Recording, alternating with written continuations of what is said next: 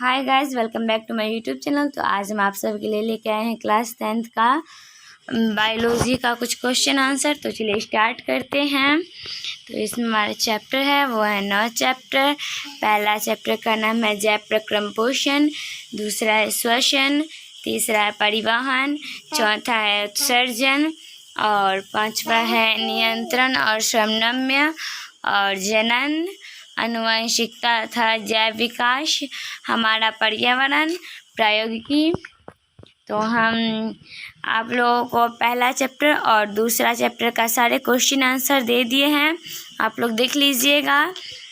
और ये तीसरा चैप्टर है परिवहन। तो हम क्वेश्चन आंसर स्टार्ट करते हैं। तो पहला क्वेश्चन है, एक कोशिकीय शैवालों में जल का परिवहन होता है विसरण द्वारा। पानी एवं घुलित खनिज का पौधों में स्थानांतरण होता है जाइलम नलिकाओं द्वारा। पौधों में खाद्य पदार्थों का स्थानांतरण किस रूप में होता है? सुक्रोज। फ्लोएम में खाद्य पदार्थों का परिवहन पौधों में किस दिशा में होता है? ऊपर और नीचे दोनों ओर। जल तथा घुलनशील लवण का मूल रूप से पत्तियों तक पहुँचने की क्रिया किस ऊतक द्वारा संपन्न होती है? जाइलम। रक्त इनमें किसकी उपस्थिति के कारण लाल दिखता है? हीमोग्लोबिन। शुद्ध या ऑक्सीजनित रक्त को हृदय से शरीर के विभिन्न भागों में ले जाने वाली रक्त वाहिनियाँ कहलाती हैं धमनियाँ। हृदय के वैष्णों का शिथिलन कहलाता है डायस्टोल। रिक्त स्थानों की पूर्ति करें। पहला क्वेश्चन, जाइलम में पाई जाने वाली खाली स्थान और खाली स्थान मुख्य रूप से जल एवं खनिज लवणों के स्थानांतरण में सहायक होती है, वाहिकाएं और वाहिनिकाएं। दूसरा क्वेश्चन, चालनी नलिकाओं के जीव द्रव्य के बीच खाली स्थान के द्वारा संबंध स्थापित होता है, छिद्रों। मुद्रा से जल का अवशोषण खाली स्थान द्वारा होता है, मूल रोमों। पौधों में जल का लगातार अवशोषण खाली स्थान पर निर्भर करता है, वाष्पोत्सर्जन। खाली स्थान और खाली स्थान के फलस्वरूप सतत जल स्तंभ का निर्माण होता है, मूल दाब और वाष्पोत्सर्जन। दायां और बायां नीले एक दूसरे से खाली स्थान के द्वारा अलग होते हैं, अंतरानील भित्ति। महाधमनी एवं उनकी मुख्य शाखाओं में रक्त प्रवाह का दबाव खाली स्थान कहलाता है, रक्तचाप। धमनियाँ शुद्ध या रक्त को हृदय से शरीर के विभिन्न भागों में ले जाती है, ऑक्सीजनित। ऊतक कोशिकाओं के बीच स्थित खाली स्थान सहित रक्त प्लाज्मा को लसिका कहते हैं, WBC। अतिलघु उत्तरीय प्रश्न, जीवों के शरीर में पदार्थों के स्थानांतरण के लिए विकसित तंत्र को क्या कहते हैं? परिवहन तंत्र। दूसरा क्वेश्चन, संवहन ऊतक किसे कहते हैं? जटिल बहुकोशिकीय पौधों जल एवं खाद्य पदार्थों के परिवहन हेतु विशिष्ट ऊतक पाए जाते हैं, जिन्हें संवहन ऊतक कहा जाता है। चालनी नलिकाएं कहाँ पाई जाती हैं? फ्लोएम ऊतक संवहन ऊतक का दूसरा जटिल ऊतक है जिसमें चालनी नलिकाएं पाई जाती हैं। वाष्पोत्सर्जन किसे कहते हैं? पौधों के वायवीय भागों में जल का रंध्रों द्वारा वाष्प के रूप में निष्कासन क्रिया वाष्पोत्सर्जन कहलाती है। स्थानांतरण क्या है? पौधा में जल, खनिज, लवण और खाद्य पदार्थों के बहुत ऊंचाई तक संरचना को ही स्थानांतरण कहते हैं। खाद्य पदार्थों का स्थानांतरण किस रूप में होता है? पौधा खाद्य पदार्थों का स्थानांतरण जलीय घोल के रूप में होता है। या स्थानांतरण पौधा के एक भाग से दूसरे भागों में खाद्य पदार्थों के जलीय घोल के आने जाने को खाद्य पदार्थों का स्थानांतरण कहा जाता है। ये भी है, आप दोनों में इसको एक कह सकते हैं। खनिज लवणों का अवशोषण किस रूप में होता है? पौधों में खनिज लवणों का अवशोषण जलीय घोल के रूप में होता है। खाद्य पदार्थों का स्थानांतरण क्यों जरूरी होता है? पौधों के प्रत्येक भाग के समुचित वृद्धि एवं विकास के लिए नवीनतम खाद्य पदार्थों का आवश्यक है। रक्त के विभिन्न अवयवों के नाम लिखें। रक्त के विभिन्न अवयवों का नाम निम्नलिखित है। पहला तरल भाग और जो प्लाविका या प्लाज्मा कहलाता है, तथा दूसरा ठोस भाग जिससे लाल रक्त कोशिकाएं, श्वेत रक्त कोशिकाएं तथा रक्त पट्टी कानू होता है। रक्त परिसंचरण तंत्र के 3 प्रमुख अवयवों के नाम लिखें। आंसर: तंत्र के 3 प्रमुख अवयव रुधिर या रक्त, हृदय तथा रुधिर रक्त वाहिनियां मिलकर रुधिर या रक्त परिवहन तंत्र या परिसंचरण तंत्र कहते हैं। रक्त किस प्रकार का ऊतक है? तरल संयोजी ऊतक। लाल रक्त कोशिकाओं का निर्माण शरीर में कहाँ होता है? अस्थि मज्जा में। मनुष्य में लाल और श्वेत रक्त कोशिकाओं में कौन दूसरे की अपेक्षा बहुत कम होता है? श्वेत रक्त कणिका कम होती है। रक्त लाल क्यों दिखाई पड़ते हैं? हेमोग्लोबिन की उपस्थिति के कारण। मनुष्य में हृदय के 4 कौन कौन से वैष्म होते हैं? पहला दाया अलिंद, बाया अलिंद, बाया नीलिया, दाया नीलिया। शरीर में सभी भागों में अशुद्ध रक्त को हृदय के दाएं अलिंद में ले जाने वाली रक्त वाहिनियां के नाम लिखें। शिरा। हृदय के बाएं अलिंद नीलिय छिद्र पर इस क्षेत्र का पार्ट का नाम लिखें। मिट्रल।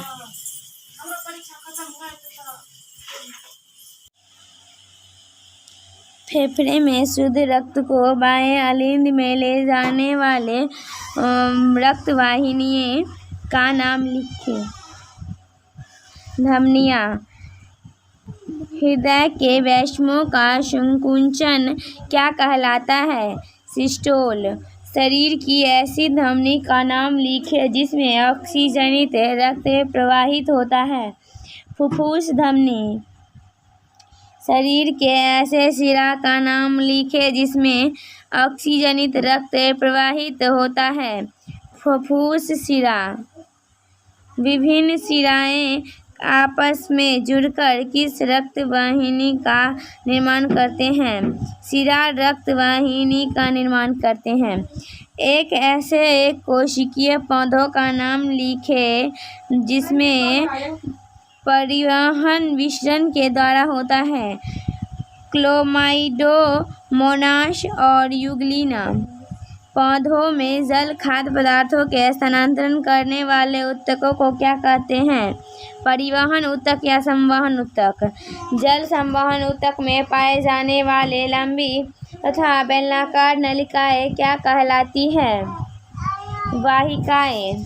जाइलम तथा फ्लोएम में किसकी कोशिकाएं मृत होती है? जाइलम की। जाइलम तथा फ्लोएम में कौन सा संवहन ऊतक खाद्य पदार्थों का स्थानांतरण करता है? फ्लोएम। पौधों में जल, खनिज, लवण और खाद्य पदार्थों को पौधों के शीर्ष भागों तक पहुंचाने वाली क्रिया क्या कहलाती है? स्थानांतरण कहलाती है। रक्त या रुधिर किस प्रकार का ऊतक है? तरल संयोजी ऊतक।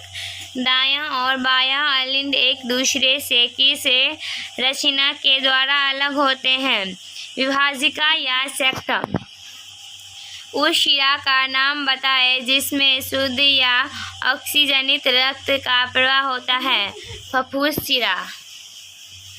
वैसा रक्त प्लाज्मा जिसमें लाल रक्त कोशिकाएं नहीं पाई जाती है क्या कहलाती है? सीरम। रक्त का संचार ज़्यादा दबाव से किसमें होता है? धमनी में या शिरा में? धमनी में। रक्तचाप की माप किस उपकरण से की जाती है? स्फिग्मोमाइनोमीटर या स्टेथोस्कोप। लघु उत्तरीय प्रश्न। जीवों में पदार्थों के परिवहन की परिभाषा दें। उपयोगी पदार्थों का उनके मूल स्रोतों से शरीर की प्रत्येक कोशिका तक पहुंचाने तथा अनुपयोगी और हानिकारक पदार्थों को कोशिकाओं से निकालकर गंतव्य स्थान तक पहुंचाने की क्रिया को पदार्थों का परिवहन कहते हैं। पौधों में जाइलम वाहिनियां में जल का स्थानांतरण किस प्रकार होता है? जाइलम यह जल संवहन ऊतक भी कहलाता है। इसमें पाई जाने वाली वाहिकाएं एवं वाहिनिकाएं मुख्य रूप से जल एवं खनिज लवणों के स्थानांतरण में सहायक होती है। वाहिकाएं लंबी नलिका की तरह बेलनाकार होती है। एक के ऊपर एक स्थित इन कोशिकाओं के बीच की अनुप्रस्थ भित्ति घुल जाती है, जिसमें जड़ से लेकर पत्तियों तक जल का एक अखंड स्तंभ का निर्माण होता है।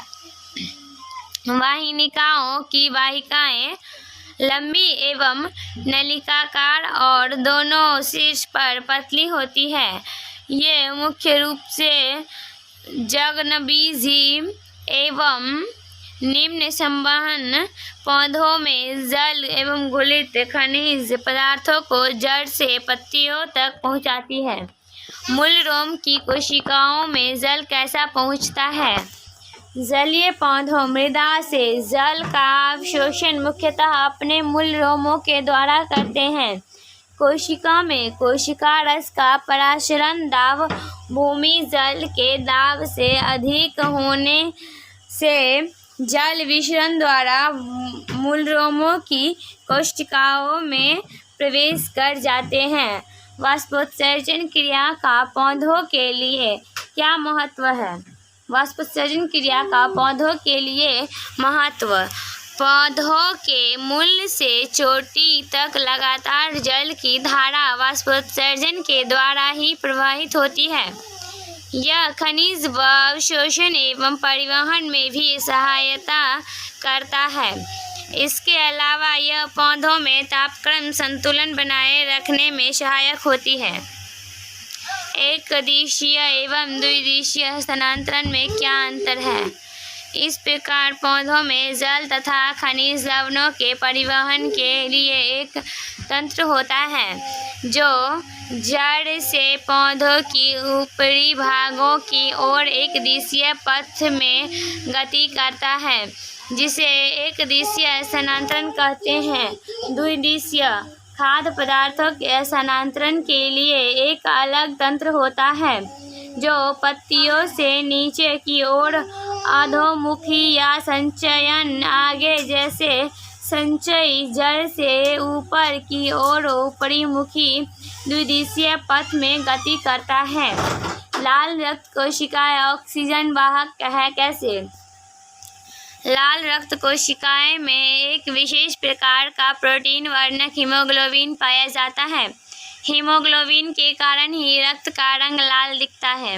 हीमोग्लोबिन एक अणु की क्षमता ऑक्सीजन के 4 अणुओं से संयोजन की होती है। इसके लिए इसी विचलन गुण के कारण इसे ऑक्सीजन का वाहक भी कहते हैं। श्वेत रक्त कोशिकाएं लाल रक्त कोशिकाएं से किस प्रकार भिन्न है? श्वेत रक्त कोशिकाएं लाल रक्त कोशिकाएं। पहला, इसमें हेमोग्लोबिन नामक प्रोटीन वर्णक नहीं पाया जाता है। लाल रक्त कोशिकाओं, इसमें हेमोग्लोबिन नामक प्रोटीन वर्णक पाया जाता है। श्वेत रक्त कोशिकाओं में दूसरा, इसकी संख्या अपेक्षाकृत कम है। लाल रक्त कोशिका में इसकी संख्या श्वेत रक्त कोशिका की अपेक्षाकृत अधिक है। श्वेत रक्त कोशिका में यह ऑक्सीजन का वाहक नहीं करता है। लाल रक्त कोशिका में यह पूरे शरीर में ऑक्सीजन का वहन करता है। रक्त पट्टिकाणु का क्या महत्व है? रक्त पट्टिकाणु को डिम्बाणु या थ्रोम्बोसाइट्स भी कहा जाता है। जब किसी कारणवश कहीं कट या फट जाता है तो प्लेटलेट वहां पहुंचकर रक्त का थक्का बना देता है, जिससे रक्त का स्राव रुक जाता है। इस प्रकार प्लेटलेट्स हमारे शरीर में अनुरक्षण का कार्य करता है। धमनी और शिरा में अंतर स्पष्ट करें। धमनी, शिरा। धमनी में पहला, इसमें शुद्ध रक्त का प्रवाह होता है। शिरा में इसमें अशुद्ध रक्त का प्रवाह होता है। दूसरा, इसमें रक्त तेजी एवं झटके के साथ बहता है। इसमें रक्त धीमी गति से बहता है। इसमें कपाट अनुपस्थित होता है। इसमें कपाट उपस्थित होता है। इसके द्वारा हृदय से पूरे शरीर में शुद्ध रक्त का प्रवाह होता है। इसके पूरे शरीर से अशुद्ध रक्त वापस हृदय में पहुंचता है। रक्त के द्विगुण परिवहन का क्या अर्थ है? बाहर हृदय से शुद्ध रक्त निकलकर पूरे शरीर में फैल जाता है तथा पुनः अशुद्ध रक्त शिराओं द्वारा पूरे शरीर में वापस हृदय में लौटता है। इस प्रकार परिवहन के एक चक्र का पूरा करने में रक्त को हृदय से 2 बार गुजरना पड़ता है। इस प्रकार के रक्त का परिवहन रक्त का द्विगुण परिवहन कहलाता है। दीर्घोत्तरीय प्रश्न, जाइलम और फ्लोएम के मुख्यतः भेदों को लिखें। जाइलम, ये बंडल जल और खनिज लवणों को जड़ों से पौधों के सभी ऊपरी भागों तक पहुंचाते हैं। फ्लोएम, ये वाहिकाएं पत्तियों द्वारा बनाए गए भोजन को पौधों के विभिन्न भागों तक पहुंचाती है। ये मृत ऊतक होते हैं, जीवित भी हो सकते हैं। ये जीवित ऊतक होते हैं। इसमें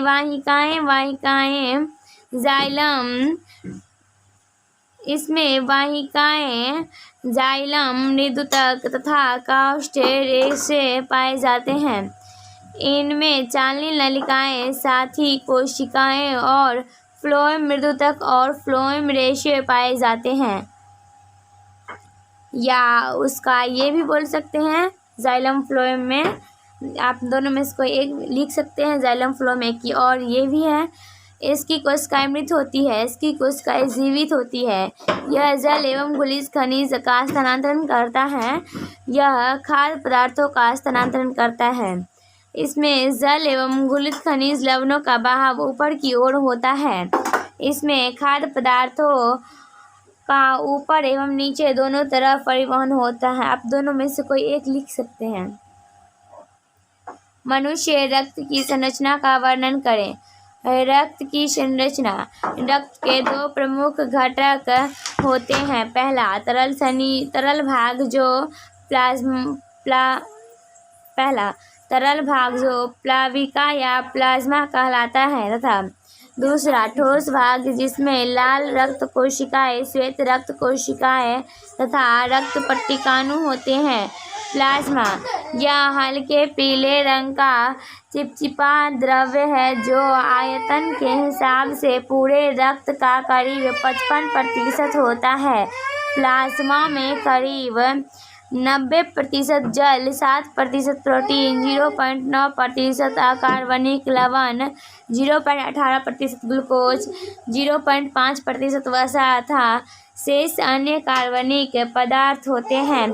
प्लाज्मा में उपस्थित प्रोटीन प्लाज्मा प्रोटीन कहलाता है, जिनमें प्रमुख है फाइब्रिनोजिन, प्रोथ्रोम्बिन तथा हिपेरिन। ये रक्त की थक्का बनाने में सहायक होते हैं।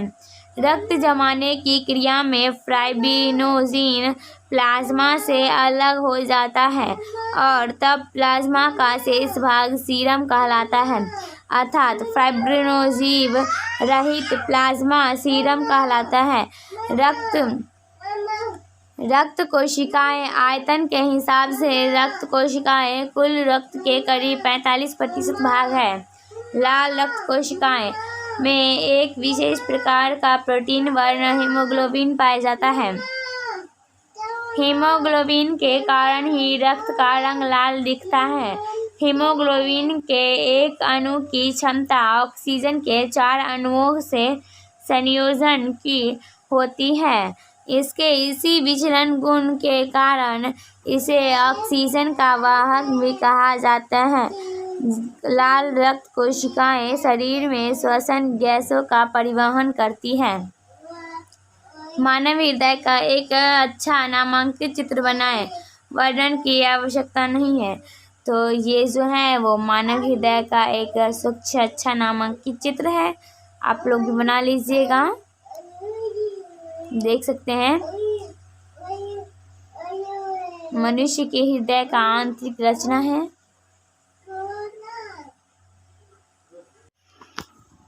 मनुष्य के हृदय की संरचना का सचित्र वर्णन करें।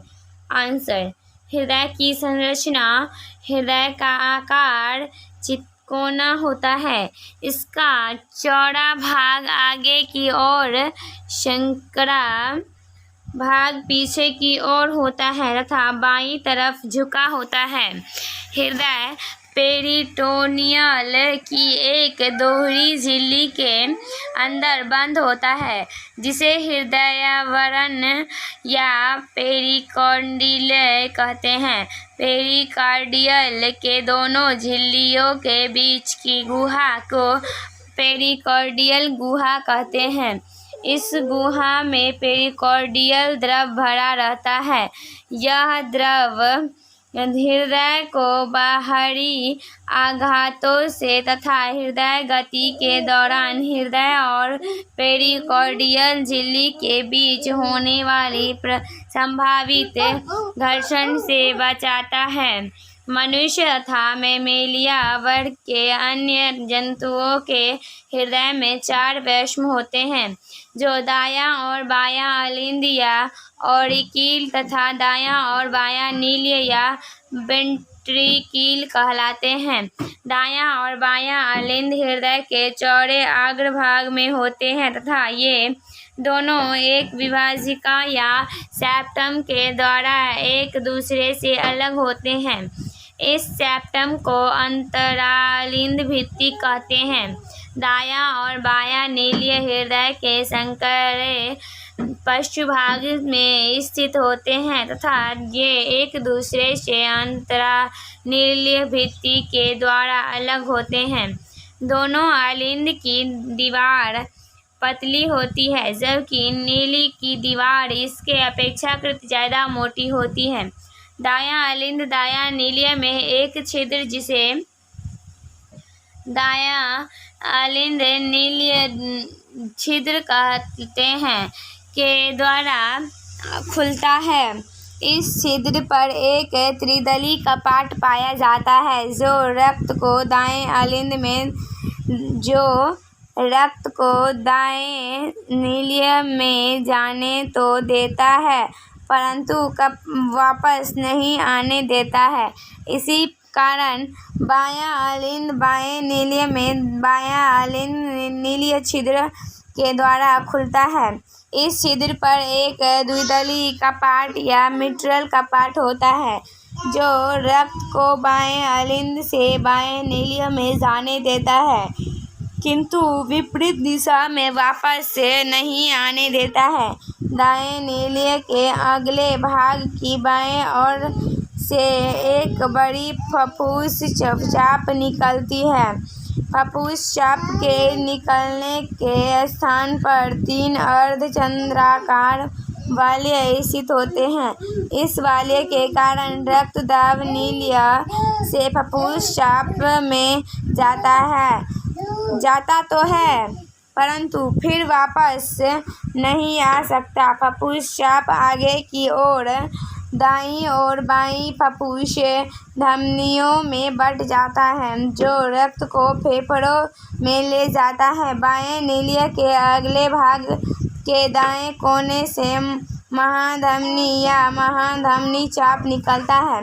इस महाधमनी के उद्गम स्थान पर भी 3 अर्धवृत्ताकार वाल्व होते हैं जो रक्त को केवल बाएं नीलिया से महाधमनी की ओर भी प्रवाहित होने देते हैं।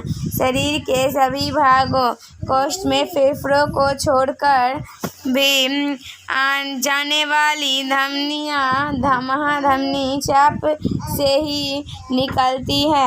दाएं अलिंद में 2 अग्र महाशिराएं तथा एक पश्च महाशिराएं खुलती है जो शरीर के सभी भागों से अशुद्ध रक्त दाएं अलिंद में लाती है। अशुद्ध रक्त दाएं अलिंद में लाती है। बाएं अलिंद में फुफ्फुस शिराएं खुलती हैं जो फेफड़ों से शुद्ध रक्त बाएं अलिंद में लाती है। आप लोगों को हमारा वीडियो पसंद आया हो तो चैनल को लाइक कीजिएगा, सब्सक्राइब कीजिएगा एंड शेयर कीजिएगा और बेल आइकन को दबाना ना भूलें ताकि हम जब भी वीडियो बनाएं तो आप तक जल्द से जल्द पहुंच जाए। और आप लोगों को हम सारे क्लास 10th का क्वेश्चन देते रहेंगे और 6 क्लास का, 7 क्लास का, सब 8 क्लास का, 9 क्लास का, सब क्लास का और 10th क्लास का भी क्वेश्चन आंसर देते रहेंगे। आप लोग हमारे साथ बने रहिए स्टडी लवर AS पर।